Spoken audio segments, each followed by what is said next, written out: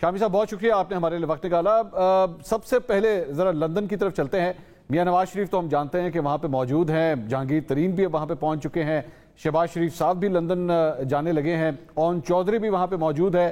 کیا پکڑا ہے لندن کے اندر، کیا خبریں ہیں؟ میرے پاس تو کوئی خبر نہیں ہے، اندازہ ہی ہے، جس طرح کا آپ کا اندازہ ہے اس طرح میرا اندازہ ہے۔ مشورے ہو رہے ہوں گے، کوئی منصوبے بن رہے ہوں گے، خان صاحب سے نمٹنے کی تیاری ہو رہی ہوگی، اور کیا ہو سکتا ہے۔ تو شامی صاحب، استحکام پاکستان پارٹی کے ساتھ ہی کوئی سیٹ ایڈجسٹمنٹ کی باتیں ہیں، کوئی اس قسم کے اتحاد کی باتیں ہیں، اگلا الیکشن اس طرح لڑنے کی باتیں ہیں، آپ سمجھتے ہیں مسلم لیگ نون اگر اس قسم کا کوئی سیٹ ایڈجسٹمنٹ کرتی ہے تو اس کا کوئی فائدہ ہو سکتا ہے انہیں؟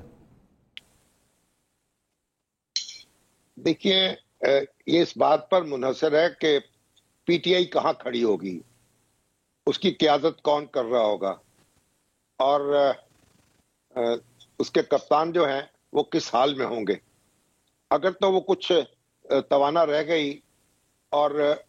کچھ الیکشن میں حصہ لینے کے قابل ہوئی تو پھر یہ ساری ایڈجسٹمنٹس بھی ہو جائیں گی،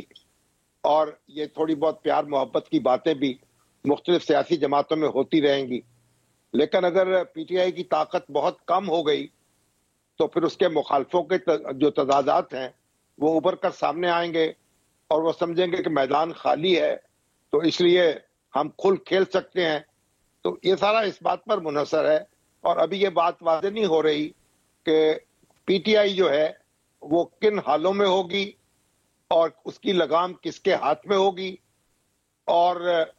وہ خود گھوڑا بنی ہوئی ہوگی یا اس کے اوپر کوئی سوار موجود ہوگا۔ یا یہ ساری باتیں ہیں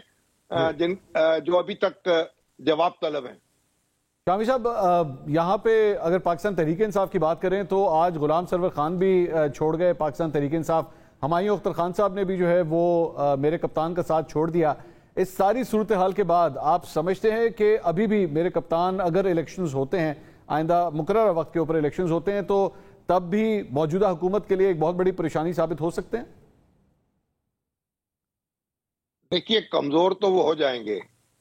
اور جو الیکشن لڑنے کی صلاحیت ہے وہ بھی کم ہو جائے گی، جو فنڈز کلیکٹ کرنے کی صلاحیت ہے اس پہ بھی فرق پڑے گا، اور ان کے جتنے جو اے ٹی ایمز ہیں وہ تو ایک ایک کر کے ان کو چھوڑ گئے ہیں نا، اور مزید دستیاب نہیں ہوں گے آسانی سے۔ تو یہ سب کچھ ہوگا، لیکن اس کے باوجود جو ووٹر ہے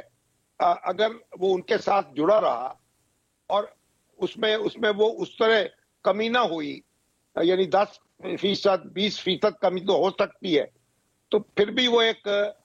طاقتور حریف کے طور پہ تو موجود رہیں گے، اور ایک یونائٹنگ فیکٹر بھی رہیں گے اپنے حریفوں کے درمیان۔ لیکن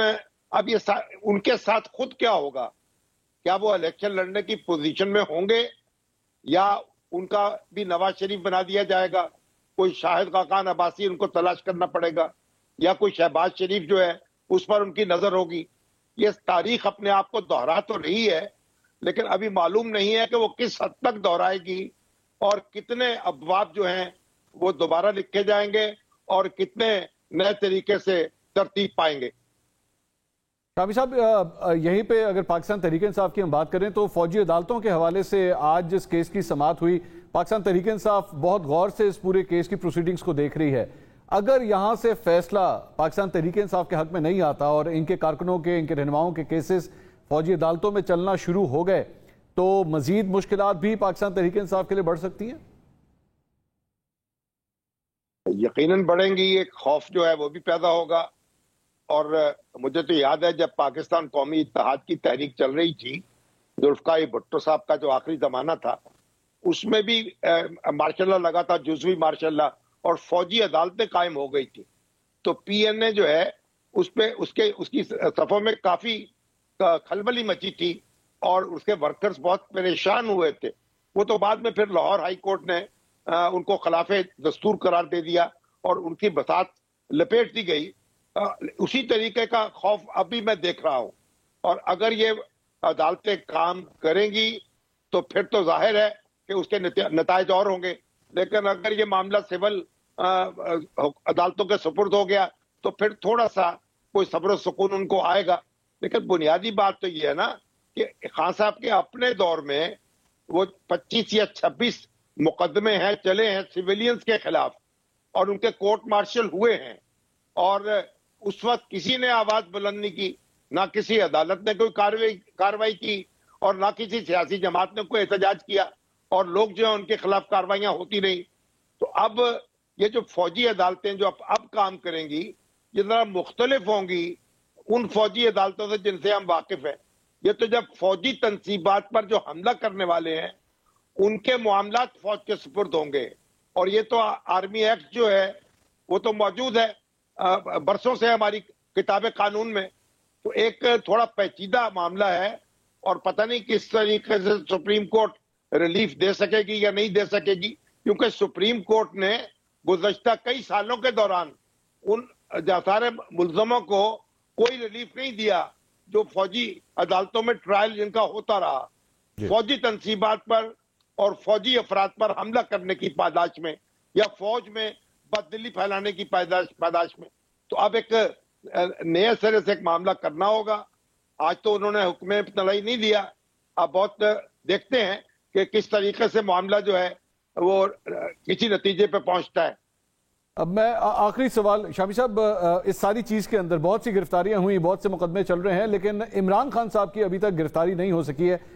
جبکہ ان کے ناقابل ضمانت وارنٹ گرفتاری بھی جاری ہو چکے ہیں, اور ایک اور مقدمہ جس میں شاہ محمود قریشی اور اسد عمر کو بھی ان کی ضمانت کی درخواستیں بھی خارج ہو گئیں. کیا ابھی بھی اس پورے پولیٹیکل سیناریو میں عمران خان صاحب کی گرفتاری ممکن ہے, ابھی بھی ہو سکتی ہے یا نہیں؟ گرفتاری تو بالکل ہو سکتی ہے, اور جو ارباب اقتدار ہیں ان کی خواہش بھی یہ ہے اور اشارے بھی ایسے مل رہے ہیں. لیکن آپ دیکھیں نا کہ شکار جو ہے آسان تو نہیں ہے نا.